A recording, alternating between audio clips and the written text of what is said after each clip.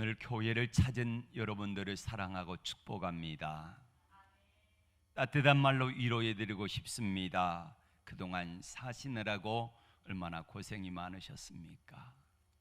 세상에 사는 게 쉽지가 않아요. 너무너무 힘들고 어려워요. 아프기도 하고 가진 것이 없어서 힘들기도 하고 사람들 때문에 아프고 상처를 받기도 하면서 그렇게 살아가는 것입니다. 도종 안에 흔들리지 않고 피는 꽃이라고 하는 시를 여러분들에게 소개하며 위로를 드리고자 합니다. 흔들리지 않고 피는 꽃이 어디 있으랴. 이 세상 그 어떤 아름다운 꽃들도 다 흔들리면서 피었나니 흔들리면서 줄기를 곱게 세웠나니 흔들리지 않고 가는 사랑이 어디 있으랴. 젖지 않고 피는 꽃이 어디 있으랴. 이 세상 그 어떤 빛나는 꽃들도 다 젖으며 피었나니 바람과 비에 젖으며 꽃잎 따뜻하게 피었나니 젖지 않고 가는 삶이 어디 있으랴. 정말 그렇습니다. 세상 살아가며 흔들리지 않는 사람이 어디가 있겠습니까? 세상에 젖지 않고 살아가는 사람이 어디가 있겠습니까? 다 흔들리면서도 꽃대를 굳게 세웠고 젖으면서도 그 젖음 속에서도 예쁘게 꽃을 피우는 것이 우리 인생이 아니겠습니까? 세상 살아가면서 흔들리는 사람들 참 많습니다. 특별히 청소년들, 20대, 30대 청소년들이 가장 힘들게 살아갑니다. 마음은 아직 소년인데, 청소년인데 외부적으로 육체는 이미 어른이 되어 있습니다. 그래서 어른으로서의 삶을 살아가야 되는데 따라주지는 않고 그래서 갈등과 어려움이 있습니다. 40대는 또 어떻습니까? 어떤 분은 한국에서 40대로 살아가는 것은 사망진단서를 받아놓고 시한부 인생을 살아가는 것과 똑같다 그랬습니다. 그래서 40대를 이렇게 말합니다. 아플 수도 없는 40대다. 아프면 안 되고 죽어도 안 되고 하는 게 40대라는 겁니다. 40대 양 어깨에 무거운 짐이 지워져 있습니다. 50대는 어떨까요? 서울대학교 송옥은 교수가 쓴 책 제목이 이 시대 분위기를 대신합니다. 그들은 소리내어 울지도 못한다. 울고 싶어도 주위 사람들 때문에 소리내어 울지도 못하는 게 50대다. 공감이 가는 말입니다. 학생들은 어떻고요? 공부하는 스트레스 때문에 매우 힘들고 어려운 삶을 살고 있지 않습니까? 그럼 과연 해답은 뭘까요? 세상 사람들이 서점에 가보면은 그 문제를 이렇게 이야기합니다. 마음을 담대하게 가지세요. 이게 해결책입니다. 그런데 성경은 우리에게 그렇게 말씀하고 있지 않습니다. 흔들리지 않는 법, 넘어지지 않는 법을 가르치는 것이 아니라 흔들릴 때에 어떻게 곧게 설 수 있을까? 넘어질 때에 어떻게 한 번이라도 더 일어나서 뛰어갈 수 있을까? 이것입니다. 하나님 우리가 몇 번 넘어졌는지를 세지 않습니다. 대신 우리가 몇 번 일어났는가를 세십니다. 성경의 사람들이 승리한 것은 한 번도 넘어지지 않았기 때문이 아니라 수없이 넘어졌지만 그보다 한 번 더 일어선 사람들이 성경에 승리한 사람들의 이야기입니다. 10년 동안 장인 사울에게 죽을 고생을 하고 쫓겨다녔던 다윗이 넘어졌다 일어섰고, 베드로는 주님을 모른다고 부인하는데 욕하며 저주하며 맹세까지 했다가 주님 만나 다시 일어서 주님의 위대한 제자가 되었고, 죽고 싶습니다 죽여주세요 했던 엘리야도 역시 마찬가지로 다시 일어섰던 것입니다. 잠언 16장 24장 16장은 이렇게 말씀합니다. 같이 볼까요? 대저 의인은 7번 넘어질지라도 다시 일어나려니와 7번 넘어져도 여덟 번째, 일어서는 사람은 승리하는 사람인 줄로 믿습니다. 여러분 어떻습니까? 여러분도 인생을 살아가며 한 번도 안 넘어지기를 기대하기보다 넘어질 때에 단 한 번이라도 더 일어날 수 있는 용기를 달라고 하나님께 기도하시기를 바랍니다.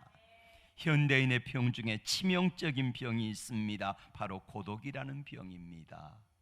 사람들이 많습니다. 얼마나 많은 사람들이 우리 주위에 있습니까? 그런데 그 많은 사람들이 내 주위에 있어도 내 마음이 공허하고 고독합니다. 외롭고 쓸쓸합니다. 나를 알아주지 못하는 것 같아요. 그래서 때로는요, 자살도 생각하는 사람들이 얼마나 많습니까? 이 고독이라는 병은 돈이 많아도 소용이 없습니다. 권세가 많아도 능력이 많아도 우리에게 아무런 도움이 되지를 않는다는 것입니다. 오늘 성경에 나오는 삭개오라는 사람이 현대인의 이 고독이라는 병을 앓고 있습니다. 그는 고독의 문제를 해결해 보려고 돈을 많이 모았습니다. 처음에는 행복해진 것 같았습니다. 그런데 나중에 가니까 역시 마찬가지로 외롭고 쓸쓸하고 고독합니다. 세상 쾌락을 누려봤습니다. 처음에는 좋았지만은 나중에는 갈수록 공허해집니다.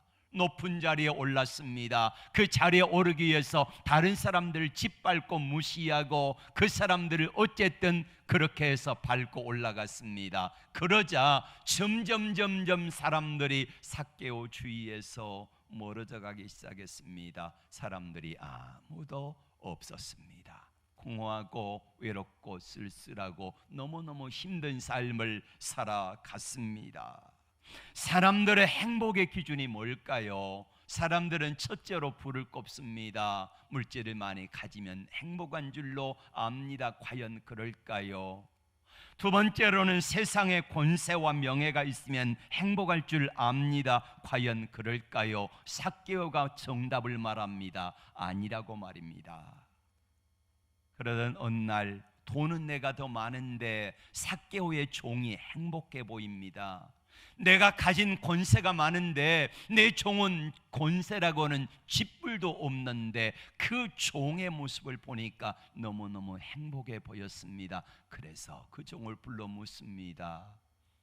너는 나보다 가진 것도 없는데 행복하니? 전에는 불행했는데 지금은 행복합니다. 너는 권세라고는 쥐뿔도 가진 게 없는데 나보다 행복하냐? 그렇습니다. 왜 그래? 내가 예수님을 만났거든요. 내가 예수님을 만나고 보니까 과거에는 주인님이 부러웠는데 주인님이 가진 돈도 부러웠고 권세도 부러웠고 능력도 부러웠는데 지금은 전혀 부럽지 않습니다. 왜요? 예수님을 만났기 때문에. 여러분에게 한번 묻습니다. 여러분은 가진 것이 없어도 행복하십니까? 여러분은 권세라고는 쥐뿔도 없는데 그럼에도 불구하고 행복하십니까? 이 대답에 우리가 진짜로 예스할 수 없는 사람은 여러분은 아직도 예수님을 제대로 모르는 사람이 아닐까요? 삭개오는 예수님을 만나기를 원했습니다. 삭개오에게는요 갈망이 있었습니다. 오늘 2절에 보면은 삭개오라 이름하는 자가 있으니 세리장이요 또한 부자라 그랬습니다. 세리장입니다. 부자입니다.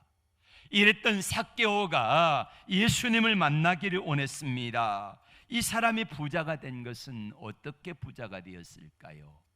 가진 것을 많이 쌓기 위해서 삭개오는 어떤 삶을 살았을까요?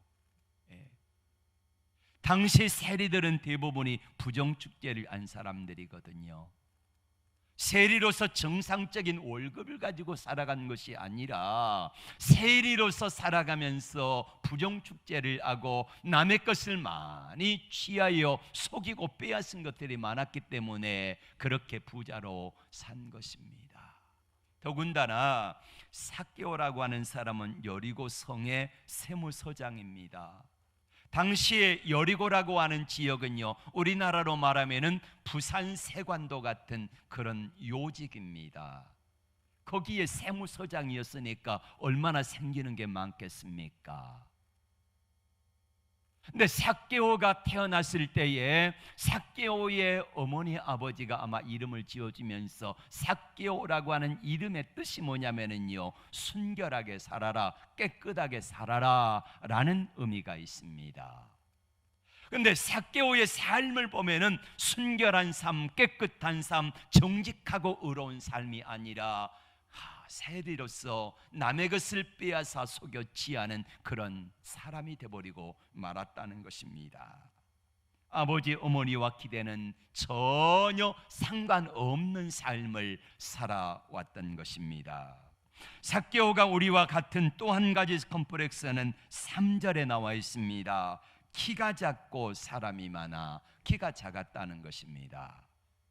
키가 작으니까 사람들이 놀리잖아요. 땅꼬마라고. 땅꼬마, 꼬마야 이렇게 놀렸습니다. 그래서 삭개오는 그것이 굉장한 컴플렉스가 되었기 때문에 그 컴플렉스를 감추기 위해서 다른 사람보다 무엇인가를 뛰어나기 위해서 그는 힘쓰고 애썼고 여리고의 세무서장이 되었고 돈을 많이 가졌고 권세를 높였습니다.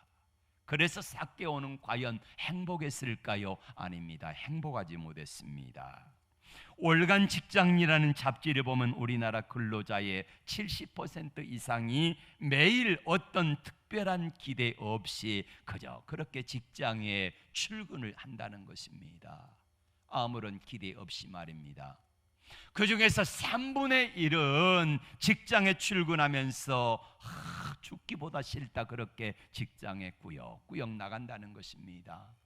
또 3분의 2쯤은 직장에 내가 어울리지도 않는데 다닌 것 같다는 그런 생각을 하며 직장을 다닌다는 것입니다. 직장인들 뿐이겠습니까? 주부는 주부대로, 학생은 학생대로 그렇게 내가 왜 사는지, 무엇 때문에 살아가야 되는지 이유를 모르고 그렇게 세상 속에 휩쓸려서 세상의 시루위에 또 내려가는 것처럼 그렇게 삶을 산다는 것입니다. 누구나 아픔이 있고 누구나 어려움을 간직한 제 말입니다. 한 사람이 있었습니다. 미국인은 그는 태어나기도 전에 부모에게 버림을 받았습니다. 미혼모였던 이 아이의 엄마는 아이를 낳자마자 버렸습니다. 그래서 이 아이는 한 평범한 가정에 입양이 되었습니다. 건강한 가정에서 행복하게 살아갔고 제법 공부도 잘했고 미국에서 뛰어난 명문대학에 입학을 했습니다. 그런데 가만히 보니까 평생을 샐러리맨으로 살아갔던 양 부모님이 월급을, 그 모아놨던 재산을 다 자기 등록금을 위해서 허비하는 것 같은 느낌을 받습니다. 그래 대학을 다니다가 17개월 만에 대학을 포기하고 나왔습니다. 친구 집에 얹혀 살면서 깡통을 줍고 폐지를 줍고 그러면서 살아갑니다. 어떤 날은 먹을 양식이 없어서 밥을 준다는 말에 11km를 걸어가 가지고 밥 한 끼 얻어먹고 다시 11km를 걸어옵니다. 참으로 비참한 삶을 살아갑니다. 그러던 가운데 하나님의 은혜로 말미암아 친구와 함께 창업을 했는데 그게 너무너무 회사가 잘 됐어요. 그리고 나중에는 그 회사에서 쫓겨나기까지 합니다. 다른 사람에 의해서 말입니다. 바로 얼마 전에 죽었던 애플의 스티브 잡스 이야기입니다. 성공한 사람에게도요, 가만히 뜯어보면은 그 나름대로의 아픔과 어려움들이 다 있다는 것입니다. 저 사람은 행복할 것 같다. 그래서 한번 물어보세요. 그러면 저 사람이 과연 정말로 행복한가? 아픔이 없었는가? 어려움이 없었는가? 어느 날 한 왕이 있었습니다. 이 왕이 시름시름 앓다가 죽어갑니다. 그때에 한 명인이, 이 지혜자가 이렇게 처방을 했다 그러지요. 세상에 가장 행복한 사람의 속옷을 빌려 입으면 당신의 병이 나을 것입니다. 그래서 행복한 사람을 찾았습니다. 네, 어느 날 보니까 가난한 농부가 너무너무 행복해 보였습니다. 그래 그 집에 찾아가 가지고 사정을 했습니다. 당신 속옷을 좀 주시오.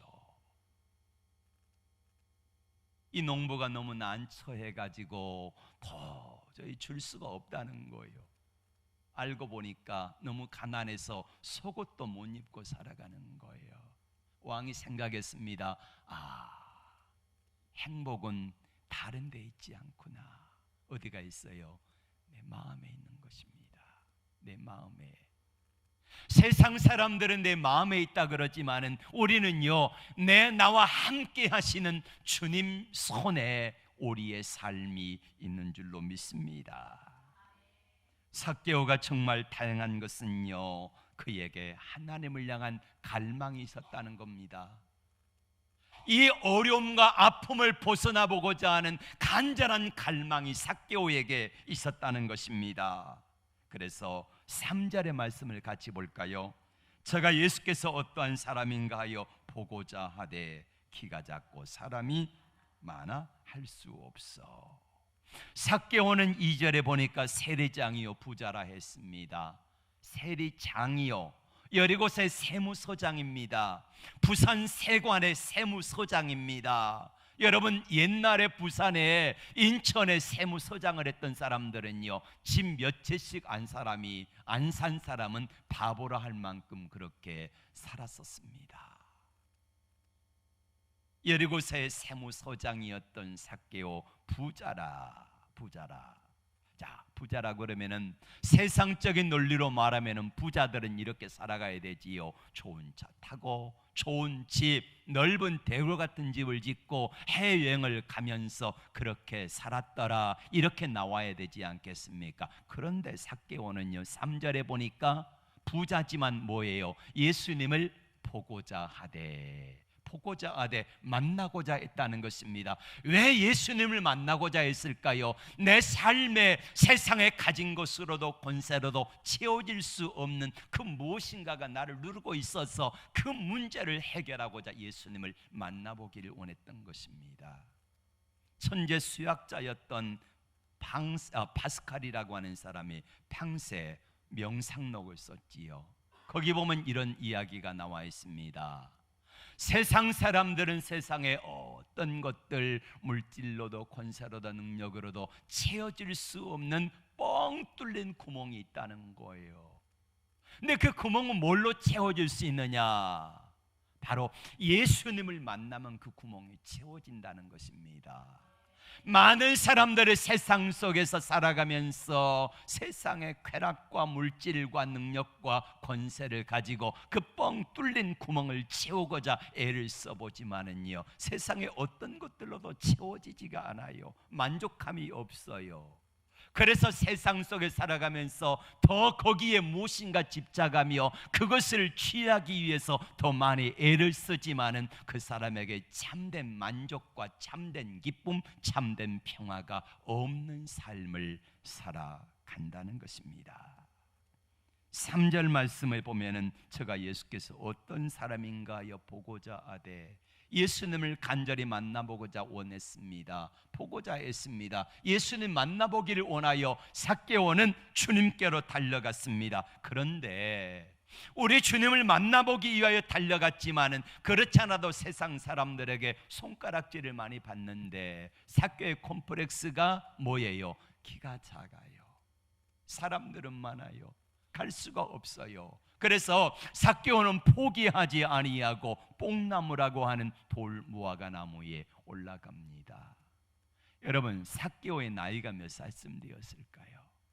당시에 삭개오가 여리고의 세무서장이라고 하면은 우리로 말하면은 50대에서 60대쯤 되지 않았겠습니까? 나이 많은 어른입니다. 키가 작아요.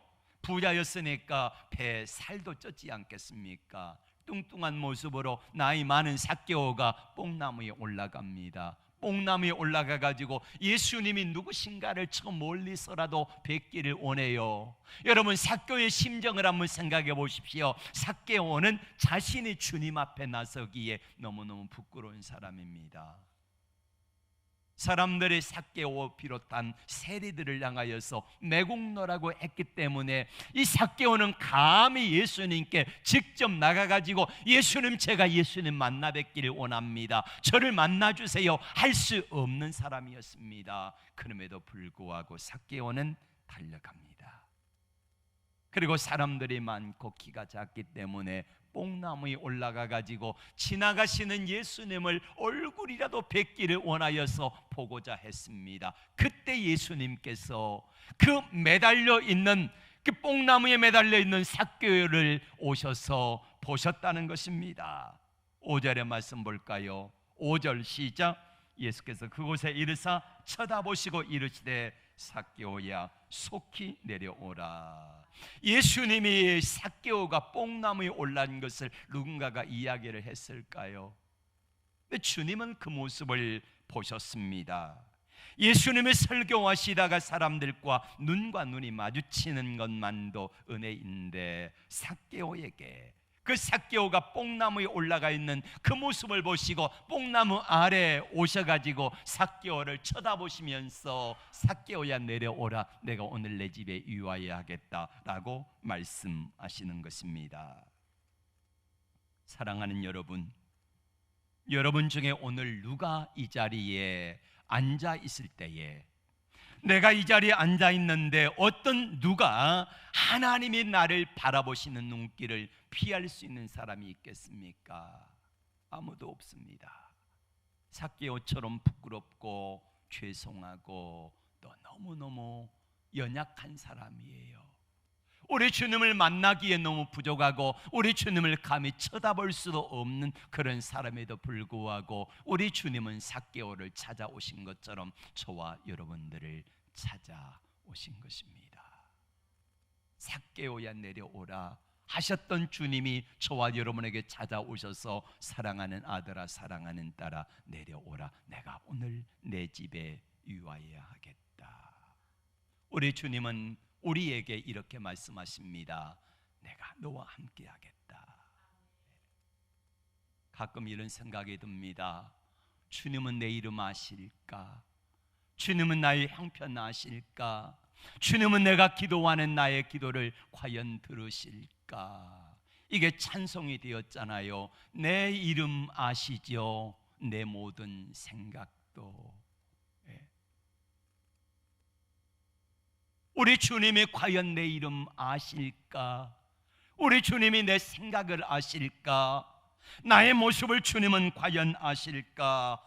이렇게 말합니다. 아바라 부르죠. 그가 들으시죠. 우리 주님은 우리에게 찾아오셔서 삭개오에게 말씀하신 것처럼 내가 오늘 내 집에 유하여야겠다 말씀하시면서 오늘 나와 함께 하십니다. 이게 뭐예요? 임마누엘입니다. 아들을 낳으니 이름을 예수라 하라. 그리고 그 이름을 임마누엘이라 하리라. 이를 번역한즉 하나님이 나와 함께 하심이라. 하나님이 오늘도 나와 함께 하심을 믿습니다. 사람들이 알지 못하는 내 아픔, 내 눈물, 내 수고를 주님은 다 아시는 것입니다. 그리고 주님 오늘 오셔서 우리와 함께 하시는데 5절 말씀 같이 볼까요? 시작. 삭개오야 속히 내려오라, 내가 오늘 내 집에 유하여야 하겠다 하고 우리 주님이 삭개오의 집에 들어가셨습니다. 자, 삭개오의 집에 들어갔을 때 사람들이 수군수군 됐습니다. 저가 죄인의 집에 들어갔다. 오늘날로 말하면은요, 신문 일면의 탑기사로 헤드라인을 이렇게 뽑았습니다. 예수 매국노의 집에 들어가다. 그 다음에 부제로 무슨 이득을 보겠다고, 이렇게 기사를 헤드라인을 뽑았겠지요. 근데 예수님은 그거 전혀 상관하지 않으시고요, 삭개오의 집에 들어가셨습니다. 사람들이 뭐라고 수군대든지 상관하지 않습니다. 다만 삭개오 그 한 사람이 예수님을 보고자 했을 때에 그 보고자 하는 이 삭개오의 마음을 아시고 그의 집에 들어가 가지고 삭개오와 밤새 도란도란 이야기를 나누지 않았겠습니까? 삭개오가 말합니다. 예수님, 저 세리로 산 것이 너무 후회돼요. 너무 죄송해요. 너무 힘들었어요. 우리 주님은 삭개오의 이야기를 다 들어주셨습니다. 그래, 너 많이 아팠구나, 너 많이 힘들었구나. 예. 그때 삭개오가 뭐라고 말합니까? 이제 주님 앞에 다 내려놓고 나니까 후련해요. 너무 좋아요. 그래 생각합니다. 이제 내가 주님 앞에 내가 제 재산 가진 거 절반을 가난한 사람들에게 나눠주겠습니다. 그리고 남의 것을 토색한 일이 있다고 하면은 4배나 갚겠습니다 라고 삭개오의 마음이 바뀌니까 삶의 행동의 모습이 바뀌잖아요. 예. 오늘 이 아침에 저와 여러분을 찾아오신 주님 앞에, 주님 제 이름 아시지요? 제 모든 생각도 내 모든 삶의 계획도 주님 아시지요? 주님 인도해 주세요. 믿음으로 고백하며 나갈 수 있기를 바랍니다. 여러분, 무엇인가 안 풀리고 잘 안 됩니다. 힘드세요. 주님 말씀하십니다. 오라, 우리가 변론하자. 한번 이야기해 보자. 삭개오의 집에 찾아오셔서 밤새 도란도란 말씀을 나누셨던 주님은 오늘 이 아침에도 저와 여러분에게 찾아오셔서 말씀하십니다. 사랑하는 아들, 딸들아, 나와 함께 이야기해 보지 않을래? 뭐가 힘들어? 뭐가 어려워? 뭐가 아파? 어떻게 하면 좋겠어? 예. 여러분, 그 자상하시고 인자하신 주님 앞에 우리의 삶의 모든 것들을 내려놓고 그 주님 앞에 다 내려놓고 그 주님의 인도하심을, 지혜를 구할 때에 하나님께서 우리의 삶을 인도해 주실 것을 믿습니다. 삭개오는요, 삶이 변화되었습니다. 그리고 삶의 의미마저 변화되었습니다. 그래서 8절에 이렇게 고백을 합니다. 8절 다 같이 고백합니다. 8절 시작. 삭개오가 서서 주께 여짜오되 주여 보시옵소서, 내 소유의 절반을 가난한 자들에게 주겠사오며 만일 이것을 토색한 일이 있으면 4배나 갚겠나이다. 아멘. 마음이 변화되자 그 변화가 밖으로 나타났습니다. 삶으로 나타났습니다. 이제는요, 어떤 상황 속에서도요 쫄지 않아요. 우리 장로님 기도할 때 쫄지 않게 해주세요 하는 것처럼 세상 속에 쫄지 않아요. 예. 쫄지 아니하고 마음의 두려움 갖지 아니하고 세상에 어떤 환경과 어떤 형편에 있을지라도요, 삭개오는 이제 더 이상 키 작은 난장이가 아니었습니다. 생각이요, 다른 사람들보다 키 작은 키 큰 사람들보다 100배나 나은 그런 키 큰 믿음의 거인으로 바뀌어져 있는 것입니다. 왜요? 주님 만났거든요. 주님 만나고 나니까 이런 은혜가 있는 것입니다. 그러면 삭개오가 어디로 갔을까요? 예수님 만나고 나서 삭개오가 어디 갔을까요? 우리는 종종 이런 생각을 해봅니다. 과연 삭개오가 예수님 만나고 나서 어떻게 됐을까? 예리고 세무서장직을 그만두었을까? 이사를 갔을까? 삭개오가 어디로 갔을까요? 많은 사람들이 은혜를 받으면은요, 있는 직장을 그만두고 신학교를 갑니다. 물론 신학교 가는 것도 좋지만은 저는 이런 생각을 합니다. 있는 자리에서, 내가 있는 자리에서 내가 변화된 모습을 가지고 더 잘 섬기면은 하나님의 영광이 얼마나 더 많이 드러날까요? 삭개오가 세무서장으로 있으면서 온갖 나쁜 짓을 많이 했습니다. 그런데 연날 보니까 예수님이 그 집에 들어가서 예수님 만났대요. 변화되었대요. 삭개오의 모습을 보니까 그 다음날 예수님 만나고 나서 출근한 삭개오의 모습을 보니까요, 평소의 삭개오의 모습이 아니에요. 키 작은 난장이었는데 생각도 난장이었고 삶도 난장이의 삶을 살았는데 예수님 만나고 보니까 예수님 만나고 난 삭개오의 얼굴의 모습은요, 광채가 나고요, 하나님의 주시는 마음에 평안이 있고요, 기쁨이 충만해 가지고 세상의 어떤 사람보다 위대하고 키 큰 거인이 되어 있더라 이 말이에요. 그래서 사람들에게 이제는 우리가 이렇게 살아서는 안 된다 하면서 세무서를 변화시켰다고 하면은 얼마나 큰 영향력 있는 사람이 되었을까요? 저는 우리 주님은 여러분들에게 이것을 원하십니다. 여러분들이 있는 자리에서, 여러분들이 어떤 직장에 있든지 어느 초소에 있든지 그 자리에서 여러분들이 있는 삶을 그 자리에서 작은 예수로서의 삶을 살아가면 우리 주님이 얼마나 기뻐하실까요? 이거를 주님은 우리에게 간절히 원하시는 것입니다. 삭개오를 찾아오신 예수님은 오늘 저와 여러분들을 이 아침에 다 찾아오셔서 우리의 마음의 문을 두드리십니다. 예수님을 간절히 보고자 원하여 뽕나무에 올라간 삭개오처럼 예수님을 간절히 보기 원하여서 사모하는 마음을 가지고 집에서 출발하기 전부터 오늘 주님은 어떻게 만날까? 찬양할 때는 어떤 은혜를 주실까? 말씀을 통해서는 어떤 은혜를 주실까? 사모하는 마음을 가지고 뽕나무에 높이 높이 올라간 사람들은 다 주님을 만나는 것입니다. 그렇게 주님을 만날 때에 우리 주님 만나셨던 주님이 저와 여러분들을 만나주시고 그 주님 만나기만 하면 삭개오가 변화된 것처럼 우리의 삶의 모습도 우리의 생각도 우리의 마음도 우리 인생도 바뀌지 않겠습니까? 삭개오는 아마도 이 삶을 포기하고 싶었을지도 모릅니다. 내려놓고 싶어요. 동족들에게 배신감을 당하고 동족들에게 손가락질 받는 세무서의 직임을 다 내려놓고 싶었을 것입니다. 그런데 어느 날 그 내려놓고 싶었던 삭개오가 예수님을 만나고 나니까 이제는 내게 주어진 삶이 너무너무 행복하고 기뻐요. 너무너무 아름다워요. 어제 봤던 하늘과 예수님 만나고 난 오늘 아침에 하늘이 달랐다는 것입니다. 사람들은 똑같은데 그 사람들을 만나는 사람들을 대하는 삭개오의 모습이, 삭개오의 행동이, 삭개오의 마음이 전혀 달랐다는 것입니다.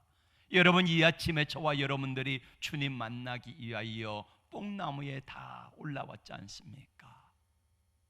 뽕나무에 올라와서 주님을 만나고 가는 사람도 있는데 우리 주님이 여러분을 만나주지 않는 사람들도 분명히 있을 수 있습니다.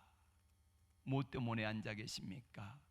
뭐 때문에 뽕나무에까지 올라가셨습니까? 주님 만나기 위해 올라간 거잖아요. 근데 주님 만나러 왔으면 주님 만나고 돌아가기를 원합니다. 그냥 왔다가 뽕나무에 올라가서 주님 지나가신 것만 구경하고 가면은 아무런 소용이 없는 거예요. 우리 주님 만나는 기쁨과 감격 속에서 우리 주님과 함께하기만 하면은 삭개오의 인생을 주님이 바꿔주셨던 것처럼 저와 여러분들의 눈이 바뀌고 생각이 바뀌고 삶이 바뀌고 인생이 바뀌어질 것을 믿습니다. 삭개오를 다시 일으키셨던 주님의 은혜, 그 은혜, 다윗을 변화시켰던 주님의 은혜, 실패했던 베드로를 다시 일으키셨던 주님, 그리고 엘리야가 죽고 싶습니다. 이랬던 그 엘리야의 삶을 바꿔주셨던 주님은 오늘 이 아침에 저와 여러분들을 바꿔주시기를 원하십니다. 주님, 내 이름 아실까요? 내 모습 아실까요? 맞습니다. 아십니다. 그래서 오늘 주님을 여러분을 초청하였고 여러분들이 기꺼이에 뽕나무에 올라갔고 그 뽕나무에 올라가서 우리 주님 지나가시나 어떤 모습으로 지나가시나 이렇게 간절히 사모하며 기다릴 때에 그 주님께서는 저와 여러분들에게 오셔서 말씀하십니다. 사랑하는 아들 딸들아, 내가 내 집에 유하여야겠다. 이 은혜로 찾아오신 주님의 능력이 여러분과 함께 하십니다. 여러분들을 축복하십니다. 우리 다 함께 일어나서 찬양합니다.